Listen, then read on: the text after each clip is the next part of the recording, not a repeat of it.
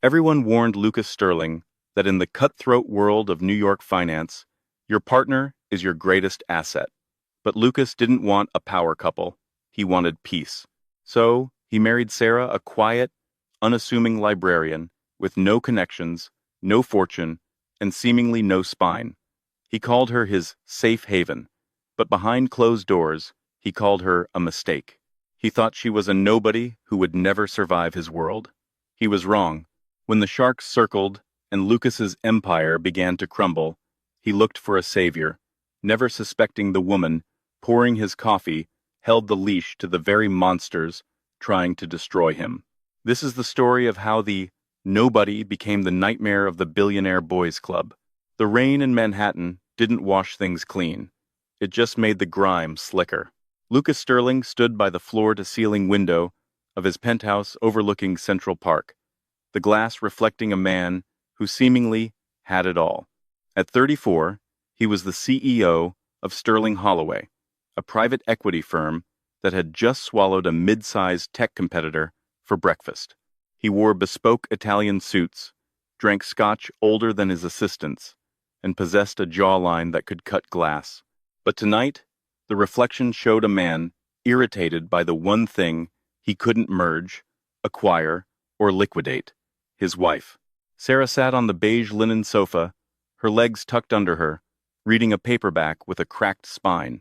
She was wearing one of those oversized knit sweaters that Lucas detested.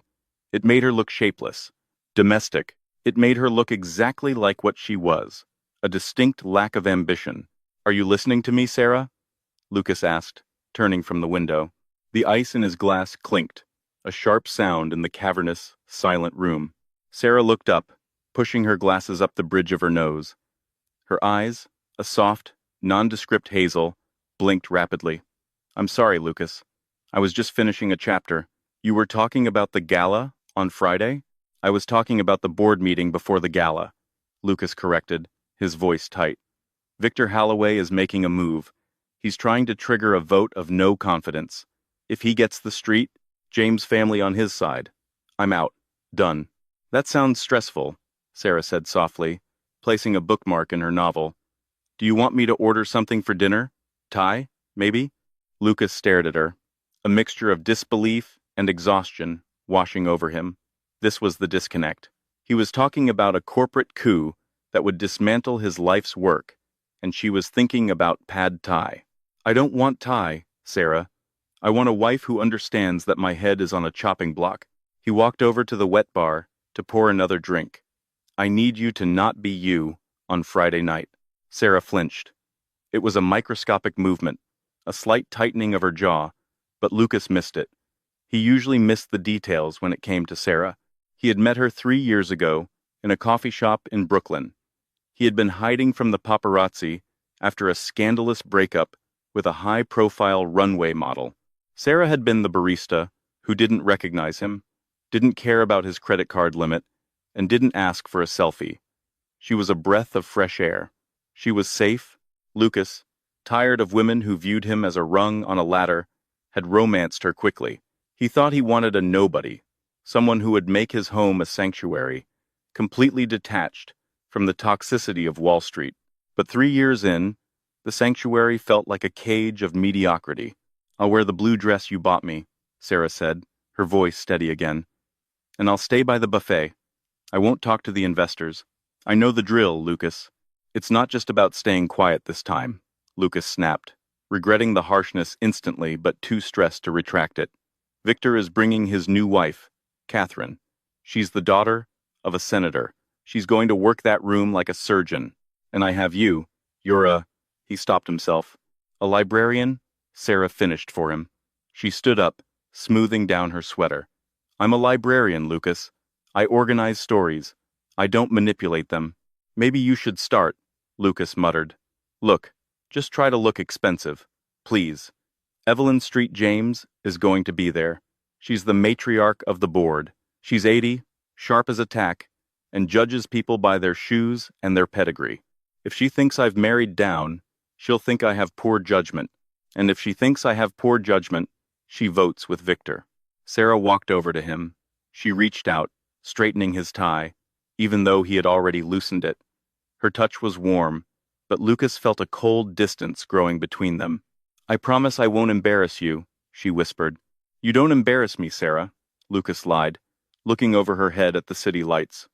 "I just wish, for once, you could be an asset." He didn't see the way her eyes darkened, shifting from hazel to something harder, like flint. He didn't see the way her fingers lingered on the knot of his tie, almost like a noose. "Asset," she repeated, testing the word on her tongue. "Okay, Lucas, I'll be an asset." The next morning, the Sterling Holloway headquarters was buzzing with the kind of nervous energy that preceded a bloodbath. The glass-walled conference rooms were filled with frantic analysts, and the coffee machines were working overtime.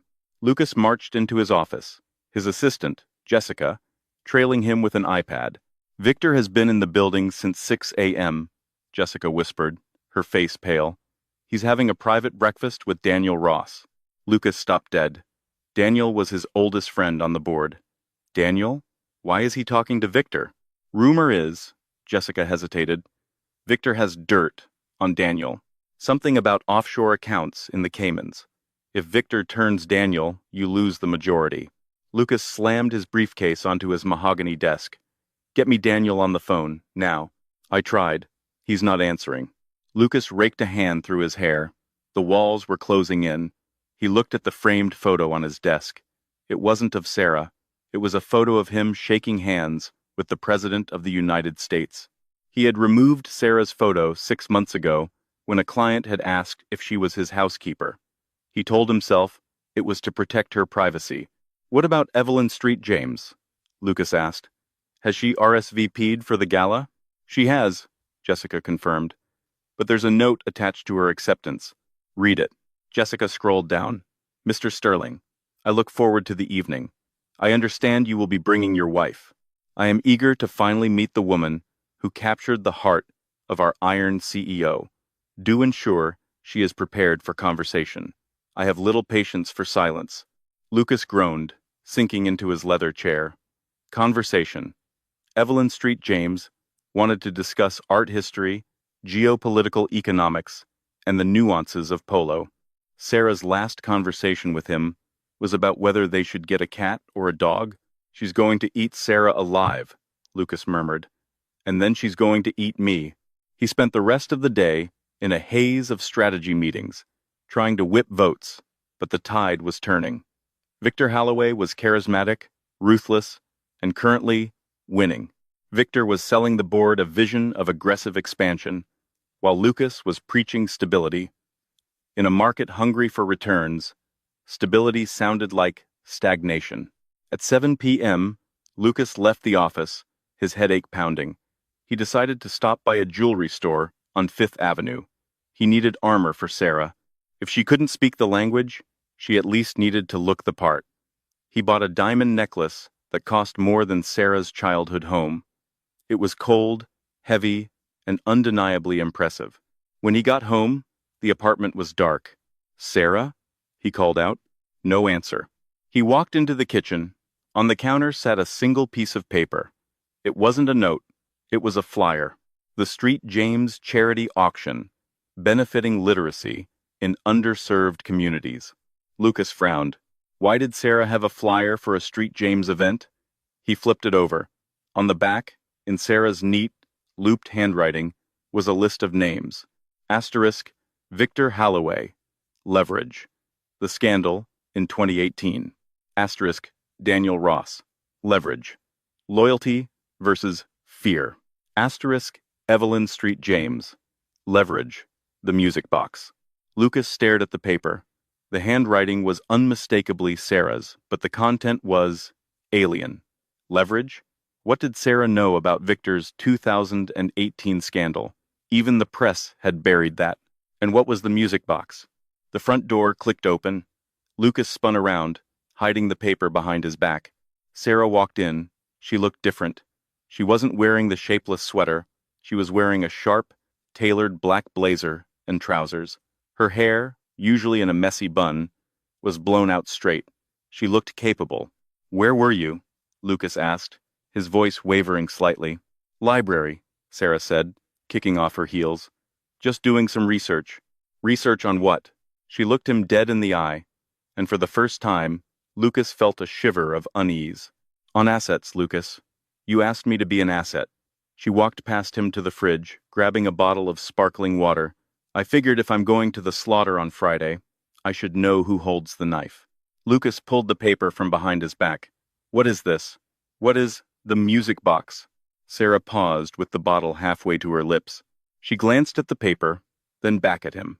A small, enigmatic smile played on her lips, a smile he had never seen before. Oh, that? She said airily. Just notes for my book club. We're reading a mystery novel. It has Victor's name on it. Sarah. It's a very realistic novel, she said, uncapping the water. Don't worry about it, honey. I'm going to go try on that blue dress. I want to make sure it fits perfectly for Evelyn. She walked down the hallway, leaving Lucas standing in the kitchen, the diamond necklace heavy in his pocket, and a strange, cold pit forming in his stomach. He realized then that he didn't know his wife at all. He had married a reflection of his own desire for peace, but reflections are just tricks of the light, and in the shadows, Sarah was sharpening something. The 48 hours leading up to the Street James Gala were a slow-motion car crash for Lucas Sterling.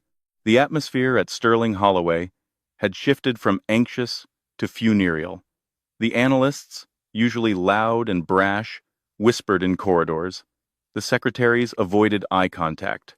It was the smell of a regime change. Victor Holloway was strutting. That was the only word for it. He walked the halls of the firm like he had already commissioned the decorators to redo the executive suite. On Thursday afternoon, he barged into Lucas's office without knocking, dropping a thick leather binder onto the desk. Due diligence for the Monday vote, Victor said, his smile tight and predatory. He was a handsome man, in a conventional, polished way, blonde, blue-eyed, and emanating the kind of confidence that comes from never having heard the word no in 40 years. I thought you'd want to see the redundancy packages we've drafted for your loyalists. Lucas didn't look at the binder. You're counting your chickens, Victor. Evelyn hasn't cast her proxy yet. Victor laughed, a short, barking sound. Evelyn? Please. She's a pragmatist. She sees the numbers. Since you married that little mouse of yours, you've gone soft, Lucas. You lost the killer instinct. The market senses it. Evelyn senses it. He leaned in, placing both hands on Lucas's desk. Bring her to the gala, please. Let everyone see the nobody you traded your ambition for. It'll make the vote on Monday a formality. Victor turned and walked out, leaving the door wide open. Lucas stared at the empty doorway, his blood boiling. The worst part was that Victor was right. He had gone soft. He had sought comfort over conquest, and now he was paying the price. He picked up his phone to call Sarah, to tell her to stay home, to tell her he'd go alone and claim she was sick. He couldn't bear the thought of Victor and his shark wife, Catherine, tearing Sarah apart for sport. But he didn't make the call. If Sarah didn't show, it looked like weakness. If she did show, it looked like incompetence. It was a lose-lose scenario. He left work late, his mind racing with defense strategies that felt increasingly futile. When he arrived at the penthouse, the lights were dimmed.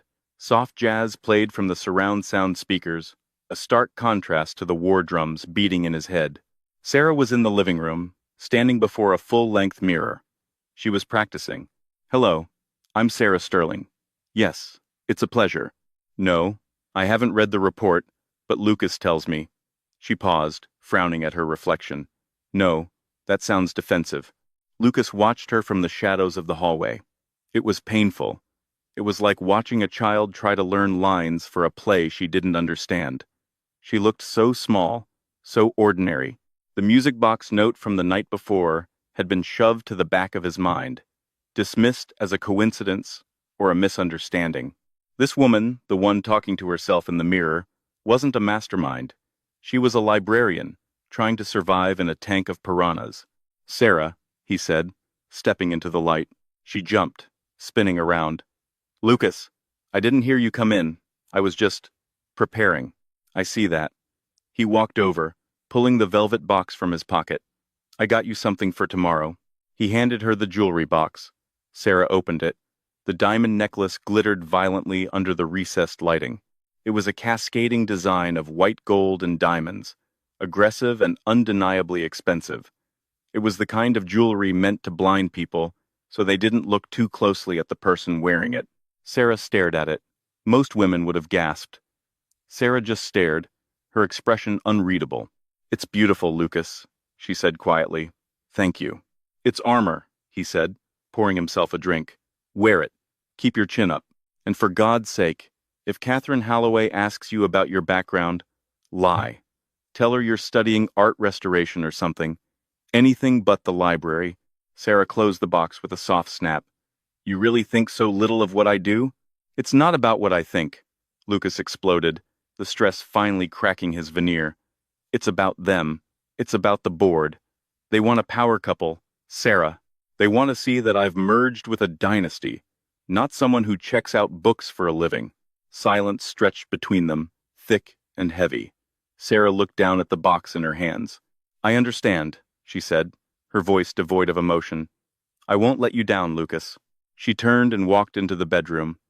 Lucas felt a pang of guilt, sharp and twisting, but he washed it down with the scotch. He was fighting for his life. She would just have to deal with his temper for a few more days. Later that night, unable to sleep, Lucas got up to get a glass of water. He padded silently down the hallway. As he passed the guest room, which Sarah used as her office, he heard a low voice. The door was cracked open an inch. "Yes, the timeline is accelerated," Sarah was saying. Her voice was unrecognizable. It wasn't the soft, hesitant tone she used with him. It was cold, precise, and commanding. "No, I don't care about the collateral. Trigger the audit." "Yes, tonight." Lucas froze. "Trigger the audit? And regarding the Street James file," Sarah continued, "ensure the provenance of the Blue Heron is clear. I'm playing that card tomorrow. Yes. Goodbye." There was the sound of a phone being set down. Lucas stood there, his heart hammering against his ribs. Audit? Street James file? Blue Heron? This wasn't book club talk. This was the vernacular of high-stakes corporate warfare. He pushed the door open. Sarah was sitting at the desk, illuminated only by the glow of a laptop screen. She wasn't wearing her glasses. She looked up, and for a split second, Lucas saw a stranger. Her eyes were sharp, alert, and dangerous. Then, the mask slipped back into place. She blinked, grabbing her glasses from the desk and sliding them on. She hunched her shoulders, instantly becoming smaller. "Lucas?" she squeaked. "Is everything okay?" "Who were you talking to?" Lucas demanded, stepping into the room. "My sister," Sarah stammered. "She's having trouble with her taxes. I was just helping her." "You said, trigger the audit." "Yes, she's being audited by the IRS. It's very stressful." Lucas looked at her laptop. The screen was black. She had minimized everything the moment he entered. "And the Street James file?" he pressed. Sarah's face went blank. "I don't know what you mean." "I was talking about James, my sister's husband. It was a lie, a clumsy, terrible lie." But looking at her at the oversized pajama shirt, the messy hair, the nervous wringing of her hands, Lucas's brain short-circuited. The cognitive dissonance was too great. He couldn't reconcile the shark he had heard with the mouse he saw. "Go to sleep, Sarah," he said, backing out of the room. "We have a big day tomorrow." "Good night, Lucas," she whispered. As he walked back to bed, he didn't see Sarah open the laptop again. He didn't see the screen illuminate a complex web of financial data, with a photo of Victor Holloway in the center, crossed out in red digital ink. The Street James Foundation Gala was held at the Pierre Hotel, a bastion of old-world New York money. The ballroom was a sea of tuxedos, silk gowns, and the kind of heavy, floral perfume that smelled like compounded interest. The flashbulbs blinded them the moment the limousine door opened. Lucas stepped out first, buttoning his tuxedo jacket, projecting the image of a titan of industry. He turned and offered his hand to Sarah. She emerged. Lucas actually paused. He had seen the blue dress on the hanger, a simple, midnight blue, silk slip dress. But on her, it was different. It draped over her body like liquid water.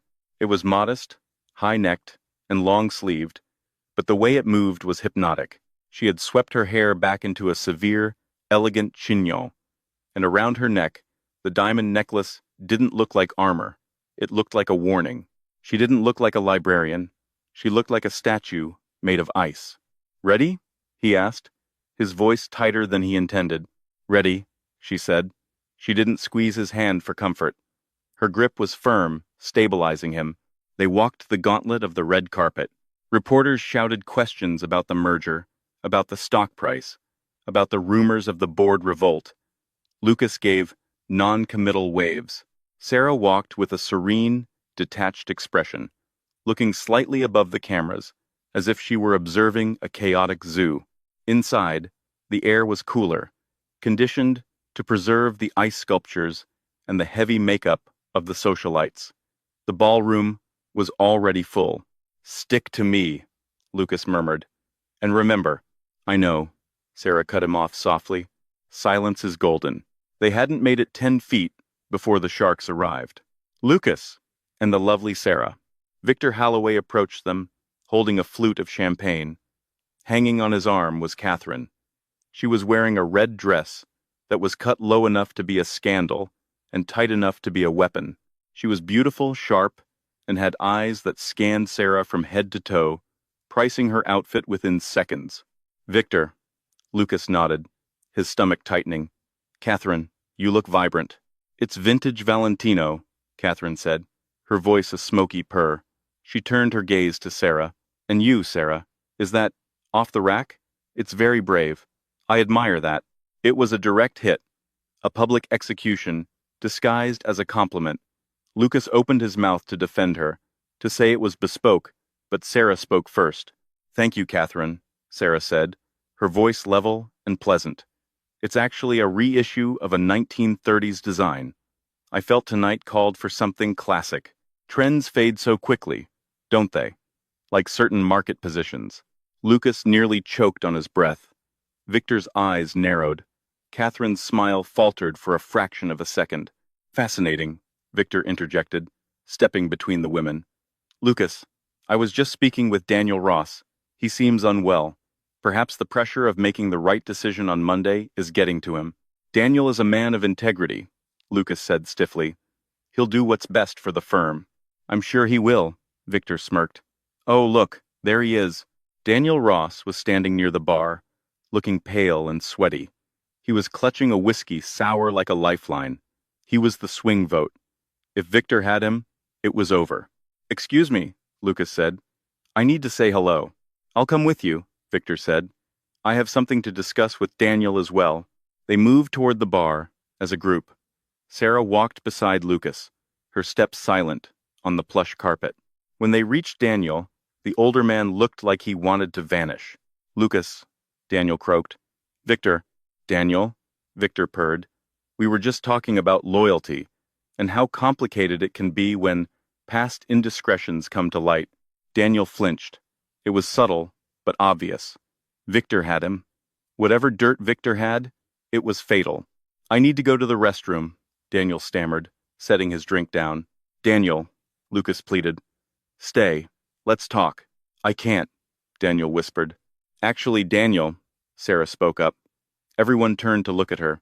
Lucas wanted to grab her arm, to pull her back, but there was something in her posture that stopped him.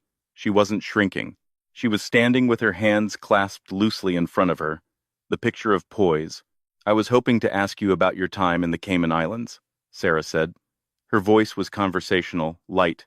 "Specifically, the intricate banking laws regarding double-blind trusts. I read a fascinating article about how they aren't as secure as people think, especially the ones set up in 2014. The air left the immediate vicinity. Daniel Ross stopped moving. His face went from pale to gray. Victor frowned. "What are you babbling about, Sarah?" Sarah didn't look at Victor. She kept her eyes on Daniel. "I believe the article mentioned that if the beneficiary is disclosed to a third party, say, a regulatory body, the immunity is voided. It's a terrible risk, unless, of course, the information is contained." She smiled at Daniel. It wasn't a nice smile. It was the smile of someone holding the detonator. "It was nice seeing you, Daniel," she finished. "I'm sure you'll make the right choice on Monday, For the sake of privacy. Daniel Ross stared at her. He looked at Victor, then back at Sarah. He swallowed hard, straightened his spine, and picked up his drink again. Yes, Daniel said, his voice gaining a sudden, shaky strength. Yes, the right choice. Excuse me, Victor. I think I'll stay and chat with Lucas. Victor looked like he had been slapped. He stared at Sarah, confusion warring with anger. What did you just do? Just making conversation, Victor, Sarah said, blinking innocently. Librarians read a lot of boring things. Tax codes, international banking regulations. It sticks in the brain. Lucas was staring at his wife, as if she had just sprouted wings and breathed fire. She had just neutralized Victor's hold on Daniel. How? How did she know about the Caymans? How did she know the specific year? Before he could ask, a hush fell over the room. The crowd parted like the Red Sea. Evelyn Street James had arrived. She was 82 years old, seated in a motorized wheelchair that cost more than a Tesla. She was draped in purple velvet and wore emeralds the size of quail eggs. She was the single largest shareholder of Sterling Holloway. She held the keys to the kingdom. Her assistant pushed her into the center of the room. Victor immediately abandoned his wife and Lucas, rushing over to pay homage. Evelyn, Victor oozed, bowing slightly. You look magnificent. Evelyn looked at him with watery, sharp blue eyes. Victor, you're blocking my light. Victor stepped back, his smile twitching. Lucas, Evelyn barked, get over here. And bring the wife. I want to see if she's as dull as your quarterly reports. Lucas felt a bead of sweat roll down his back. This was it, the final test. He took Sarah's elbow. Just nod and smile, he whispered desperately. Don't try to be clever like you were with Daniel. Evelyn is a different beast. Sarah didn't answer. She walked toward the wheelchair, her head held high. When they reached Evelyn, the matriarch looked Sarah up and down, her expression sour. So, Evelyn rasped, this is the one, the librarian. Good evening, Mrs. Street James, Sarah said. Do you know why I voted for Lucas 5 years ago? Evelyn asked, ignoring the pleasantry. Because he was ruthless. He reminded me of my late husband. Now he brings a librarian to the wolf den. Tell me, girl, what do you bring to the table besides a library card? Can you discuss the impact of the chaotic yield curves in the Asian markets? Can you tell me if I should sell my lithium holdings? The crowd leaned in. Victor was smirking. This was the humiliation he had promised. Lucas opened his mouth to interject, to save her. I believe, Sarah said, her voice projecting clearly across the silent circle, that discussing lithium is premature, Mrs. Street James. However, we should discuss the blue heron. Evelyn Street James froze. Her hand, covered in liver spots and diamonds, gripped the armrest of her chair. The smirk vanished from Victor's face, replaced by confusion. What did you say? Evelyn whispered. The blue heron, Sarah repeated, her voice dropping to a respectful, intimate volume that forced Evelyn to lean in.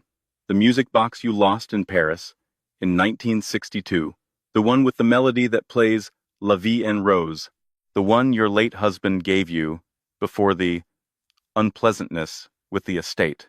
Evelyn's mouth opened slightly. The imperious mask crumbled, revealing a shocked, elderly woman. How? Evelyn breathed. No one knows about that. No one. I know where it is, Sarah said, and I know how to get it back to you, before the auction on Tuesday. Evelyn stared at Sarah for a long, agonizing 10 seconds. Then, slowly, a smile spread across her face. It was a genuine smile, something no one in the room had seen in a decade. Lucas, Evelyn said, not looking away from Sarah. Yes, Evelyn? Lucas choked out. You're an idiot, she said, but you married a genius. Come here, my dear, she gestured to Sarah. Walk with me. I'm tired of these vultures. I want to hear about Paris. Sarah nodded. She stepped forward, taking the handles of the wheelchair from the assistant. She looked back at Lucas. She winked. As Sarah wheeled the most powerful woman in New York away from the stunned crowd, Victor Holloway turned to Lucas. He looked terrified. Who is she, Lucas? Victor hissed. Who the hell is she? Lucas took a sip of his champagne. His hand was shaking, but he felt a strange, wild exhilaration rising in his chest. I have no idea, Lucas said honestly, but I think she's winning. The limousine ride back to the Upper East Side was quieter than a tomb, but the air inside was thick enough to choke on. Lucas stared out the tinted window, watching the blur of city lights, yellow taxis, neon bodega signs, the wet asphalt. Beside him, Sarah was scrolling through her phone, the blue light illuminating a face that suddenly looked like a stranger's. She wasn't the woman who cried during Kodak commercials.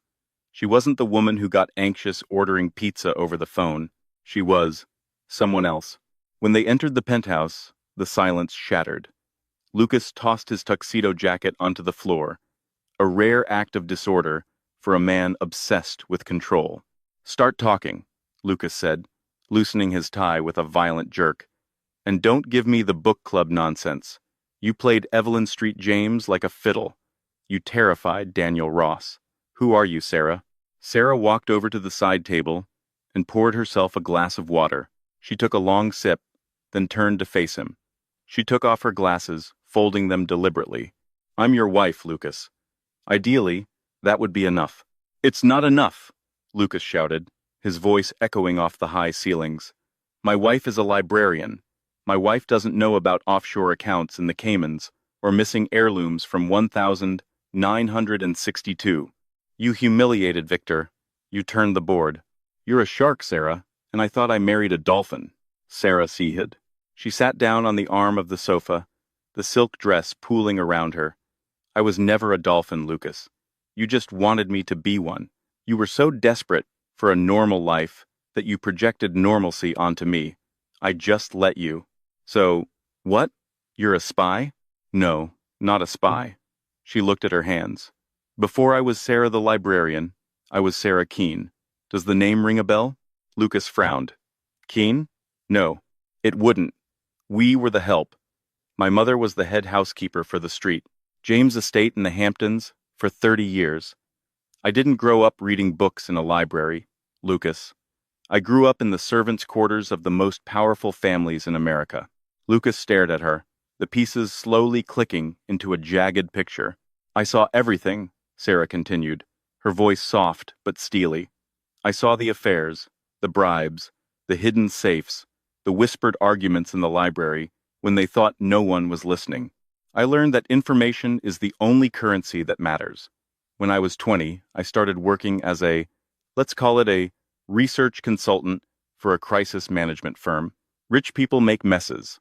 I found the leverage to clean them up. The Blue Heron, Lucas whispered. Evelyn's husband gave it to his mistress, Sarah said, matter-of-factly. Evelyn knew it was gone, but she didn't know where.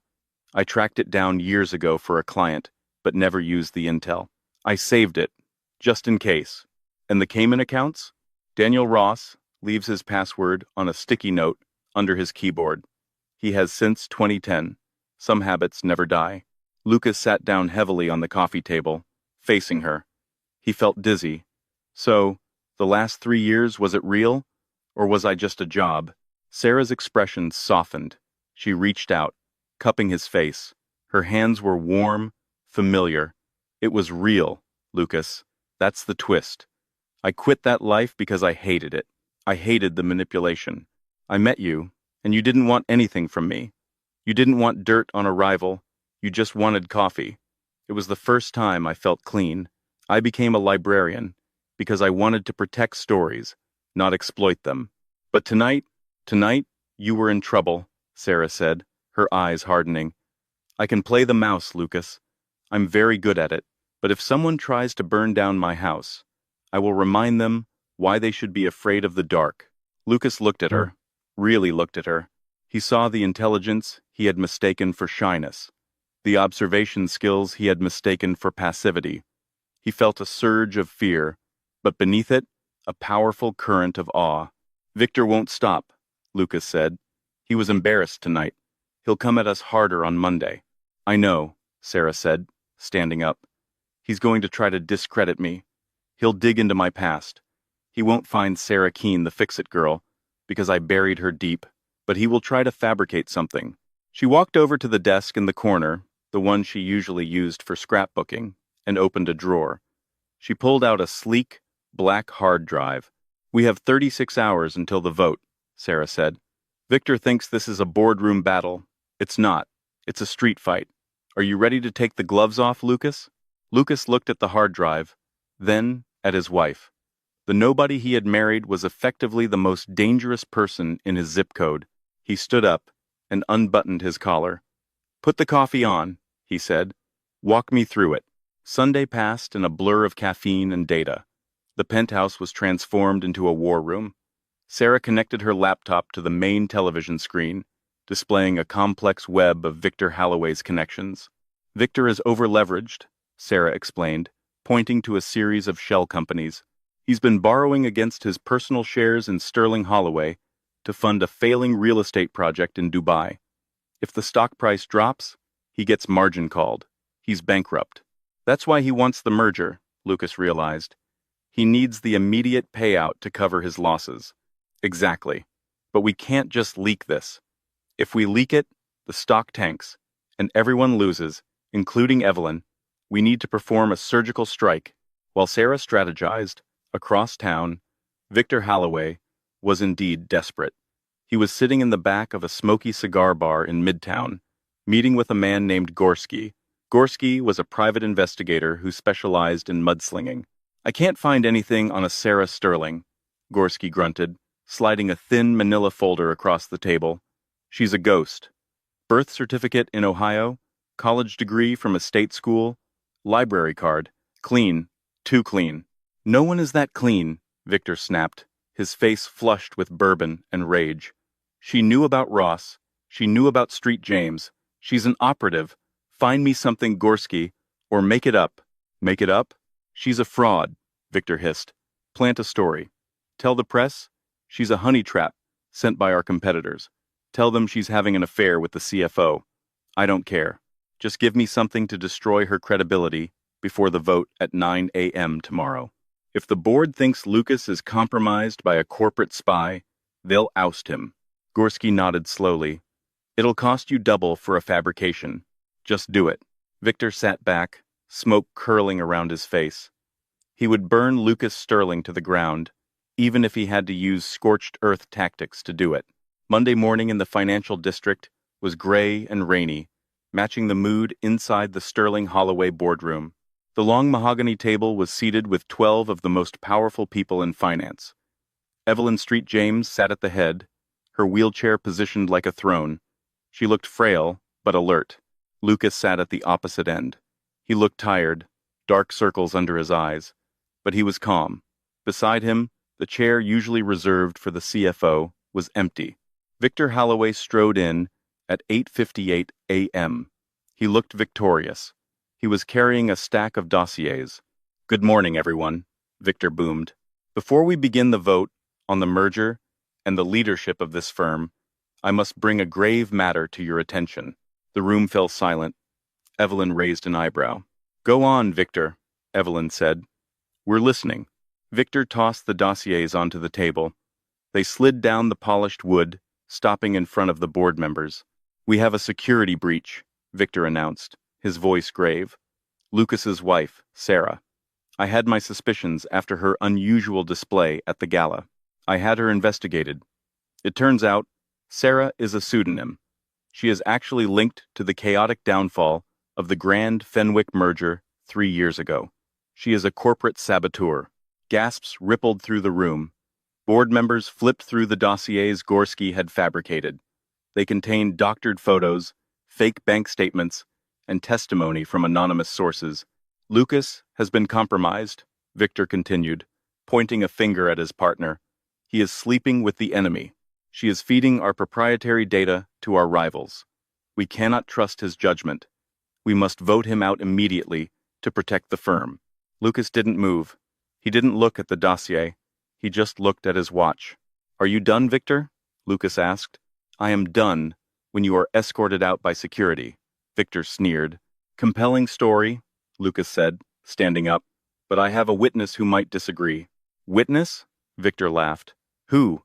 Your wife? She's not even allowed in the building." The double doors at the back of the room opened. It wasn't Sarah. It was Catherine Halloway, Victor's wife. The room went dead silent. Catherine was wearing a modest gray suit, clutching a handbag tightly. She looked terrified, but determined. "Catherine?" Victor asked, his voice cracking. "What are you doing here?" Catherine walked past Victor and stood next to Lucas. She didn't look at her husband. She looked at Evelyn Street James. "Mrs. Street James," Catherine said, her voice shaking, "I need to report a breach of fiduciary duty." "Catherine, stop," Victor warned, stepping forward. "Go home. You're not well." "I'm perfectly well, Victor," Catherine snapped. She pulled a flash drive from her purse.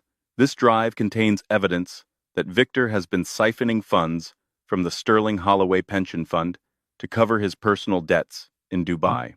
He's not merging the company to save it. He's merging it to hide the theft before the quarterly audit." Chaos erupted. 3 board members stood up. Evelyn's face went white. "That's a lie," Victor screamed. "She's lying. Lucas put her up to this." "And," Catherine continued, raising her voice, "he hired a private investigator yesterday to plant fake evidence against Sarah Sterling. I heard the phone call. I couldn't let him destroy innocent people anymore." Victor lunged toward Catherine, his face purple with rage. "You traitorous spy." "Sit down, Victor." The voice came from the doorway. This time, it was Sarah. She stood there, not in a librarian's cardigan, and not in a ball gown. She wore a sharp, navy power suit that matched Lucas's. She held a tablet in her hand. "Security is already on the way," Sarah said calmly, walking into the room. She plugged her tablet into the room's projector system. The screen behind Evelyn lit up. It wasn't a spreadsheet. It was a video. It was grainy footage from a security camera inside the cigar bar from the night before. It showed Victor handing the envelope to Gorski. The audio was clear. "Make it up. She's a fraud. Just give me something to destroy her." The video froze on Victor's snarling face. Sarah turned to the board. "My name is Sarah Sterling. Before that, I was Sarah Keene. I worked in crisis management. I know a cleanup job when I see one. And Victor Holloway is the mess." She looked at Victor, who was now leaning against the wall, looking like he was about to vomit. "You underestimated the nobody, Victor," Sarah said, her voice ice cold. "You thought because I was quiet, I was weak. You forgot that the quietest people are the ones who hear everything." Evelyn Street James cleared her throat. The sound cut through the tension like a knife. "I move for an immediate vote," Evelyn said, her voice trembling with rage, "to remove Victor Holloway from the board and to press criminal charges for embezzlement."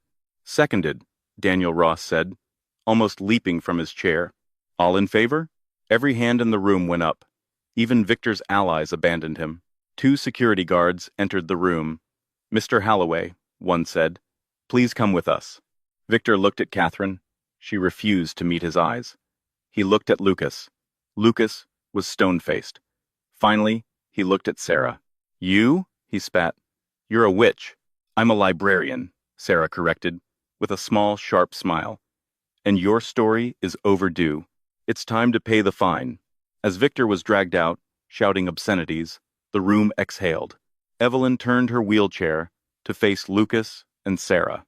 "Well," Evelyn said, a glint of amusement returning to her eyes. That was certainly more entertaining than a yield curve analysis. She looked at Sarah. "My dear, I don't know who you really are, and quite frankly, I don't care. You saved this firm, and you got me my music box back. It will be delivered this afternoon," Sarah promised. Lucas put his arm around Sarah's waist. He felt the tension leaving her body. She leaned into him, just slightly. "Meeting adjourned," Lucas said. The heavy oak doors clicked shut behind the last security guard, leaving Lucas and Sarah alone in the vast, windowless boardroom. The air still smelled of stale coffee and the ozone scent of sudden violence. Lucas leaned back against the mahogany table, his knuckles white as he gripped the edge. He felt like he had just stepped off a derailed roller coaster. Sarah, meanwhile, was calmly unplugging her tablet from the projector system. She wound the cord with precise, steady movements, as if she were simply tidying up the book returns cart at the library. "You should call Jessica," Sarah said, without looking up, her voice even. "The press release needs to go out. Leadership transition due to health reasons is the standard euphemism. Unless you want to go scorched earth and release the embezzlement details. Lucas stared at her, disoriented. Sarah. She finally looked up. Her face was guarded, her eyes still sharp from the battle. Yes? Who are you? Lucas asked. It wasn't an accusation, but a plea. I watched you destroy a man in under 3 minutes. You commanded this room like you owned the building. That isn't the woman who gets anxious ordering pizza. I can be both, Lucas, she said softly. People are rarely just one thing. That's the mistake Victor made. It's the mistake you made. I made a mistake? You married a nobody because you were tired of somebodies, Sarah said, walking closer, but stopping a few feet away. You wanted a blank slate. You didn't want a partner. You wanted a pillow. Someone soft to land on when the world got hard. I gave you that because I loved you. But don't pretend you ever asked for my strength. You only asked for my silence. The truth of it hit Lucas like a physical blow. He thought back to every dinner where he had vented, while she nodded sympathetically. He had never asked for her advice, assuming she wouldn't understand. I underestimated you, Lucas admitted, his voice hoarse. I treated you like furniture. Expensive, comfortable furniture. Sarah offered a sad, small smile. I know, and I let you, because being Sarah Keene, the fixer, was exhausting. I wanted to be Sarah Sterling. I wanted to believe that a quiet life was possible. Is it? Lucas asked, stepping toward her. Is it possible now? After this? The cat is out of the bag, Lucas. Evelyn knows. The board knows. You can't put the genie back in the bottle. She looked him dead in the eye. The question is, can you be married to an equal? Can you handle coming home to a woman who might have a better strategy than you? Lucas looked at her, really looked at her, and realized that the peace he had cherished was actually boredom. This tension, this respect, this slight fear, it was electric. He took her hand. It wasn't the delicate hand of a librarian anymore. It was the hand of a partner. I don't want a pillow, Lucas said firmly. I think I'm ready for the iron. Sarah squeezed his hand. Good, because we still have to deal with Catherine. Catherine? Lucas blinked. She helped us. She saved us, Sarah corrected, checking her watch. But Catherine is a survivor. She didn't turn on Victor out of charity. She saw the ship sinking and wanted a lifeboat. She's waiting for me at the cafe downstairs to negotiate her consulting fee for that testimony. Lucas laughed, a dry, incredulous sound. You have a meeting with the rogue wife? Should I come? No, Sarah said, picking up her bag. This is women's work. You handle the press. I'll handle the leverage. She kissed him on the cheek, a quick, efficient peck, and walked out. Lucas watched her go, a mixture of pride and terror swelling in his chest. He picked up his phone. Jessica, he said when his assistant answered, draft the release and send a gift to the library for my wife. Flowers, sir? No, Lucas said, smiling. Send a first edition of The Art of War and a bottle of whiskey. 3 months later, the landscape of New York finance had been permanently altered. The dust had settled, but the hierarchy had been completely rewritten. Victor Halloway was currently out on bail, his assets frozen, and his reputation incinerated. The nobody he had mocked had effectively erased him from the social register. Sterling Holloway was rebranding to simply the Sterling Group. The stock price had not only recovered, but surged to an all-time high. The market loved a winner, and they adored the rumor of a ruthless power behind the throne. The annual Winter Solstice Ball was the first major social event since the Red Monday board meeting. The venue was the Metropolitan Museum of Art, where the Temple of Dendur glowed under soft, golden lights. Lucas Sterling stood by the entrance, checking his watch. He looked different than he had months ago. The deep furrow of stress between his brows was gone, replaced by the calm assurance of a man who knew exactly who had his back. He wasn't waiting for a liability anymore. He was waiting for his partner. A sleek black sedan pulled up. The valet opened the door, and the chatter on the steps died down instantly. Sarah stepped out. She wasn't wearing the modest, invisible fashions of her past. Tonight, she wore a structured, emerald green gown with sharp, architectural shoulders and a plunging back. It was a dress that didn't ask for permission, it demanded attention. Her hair was loose, cascading in waves, and she wore no jewelry except her wedding ring. She didn't need diamonds to look expensive anymore. She wore her confidence like a crown. "You look dangerous," Lucas said, a smile playing on his lips as he offered his arm. "I feel dangerous," Sarah replied, her eyes bright. "I just got off the phone with Evelyn. She wants to know if I can come to the Hamptons next weekend. Apparently, she has a collection of vintage wines she wants me to audit. She just wants to gossip with you." Lucas laughed as they ascended the stairs. "Oh, absolutely. But she calls it consulting, so she can pay me." As they entered the great hall, the atmosphere shifted. Heads turned. Whispers rippled through the crowd like wind through wheat. The rumors about Sarah Sterling had become urban legends. "I heard she used to be CIA. I heard she was a cleaner for the mob. I heard she bankrupted a hedge fund just for sport." Sarah ignored them all, walking with a serene, terrifying grace. Near the Champagne Tower, they ran into Catherine Vance, formerly Holloway.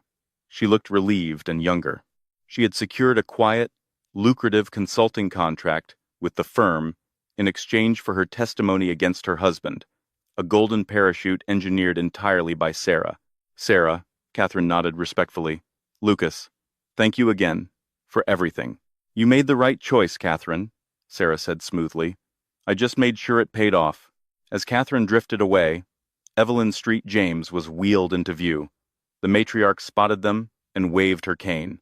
"There they are, the king and queen of the jungle." "Good to see you, Evelyn," Lucas said. "And you, my dear," Evelyn winked at Sarah. "I have a little problem with a board member at my charity foundation. He's getting a bit greedy. I was hoping you might look into his financials." Sarah laughed softly. "I'm retired, Evelyn. I'm just a librarian." "Ha!" Evelyn banged her cane on the floor. "And I'm a ballerina. Expect the files tomorrow." As the orchestra swelled, Lucas pulled Sarah onto the dance floor. He held her close, feeling the strength in her frame that he had once mistaken for fragility. "You know," Lucas murmured in her ear, "everyone in this room is terrified of you." "Good." Sarah rested her head on his shoulder. "Fear keeps the sharks away." "I'm not afraid," Lucas said. Sarah pulled back slightly, a playful but sharp glint in her eyes. "You should be a little bit. If you ever forget our anniversary again, I know your passwords." Lucas laughed, a genuine sound of happiness. "I love you, Sarah. The real you. The scary, brilliant, complicated you." "I love you too," she whispered. "Now spin me. The photographers are watching." Lucas spun her. The emerald dress flared out, a vibrant splash of color against the ancient stone. Flashbulbs popped, capturing the moment perfectly. The caption in the next day's society pages wouldn't read Lucas Sterling and wife. It would read, "The Sterlings, New York's newest power dynasty." The nobody had not only survived the world of the somebodies, she had conquered it, rewriting the story on her own terms. And that is the incredible story of how Sarah Sterling went from being dismissed as a nobody to becoming the most feared woman in New York finance. It's a powerful reminder that you should never mistake silence for weakness or kindness for naivety. Lucas thought he was protecting Sarah, only to find out she was the one protecting him all along. In a world full of loud voices and empty suits, sometimes the most dangerous person in the room is the one quietly reading a book in the corner. I hope you enjoyed this story of betrayal, strategy, and justice. If you did, please smash that like button. It really helps the channel grow. And don't forget to subscribe and hit the notification bell so you never miss a story. What did you think of Sarah's transformation? Would you have forgiven Lucas? Let me know in the comments below. Thanks for watching, and I'll see you in the next video.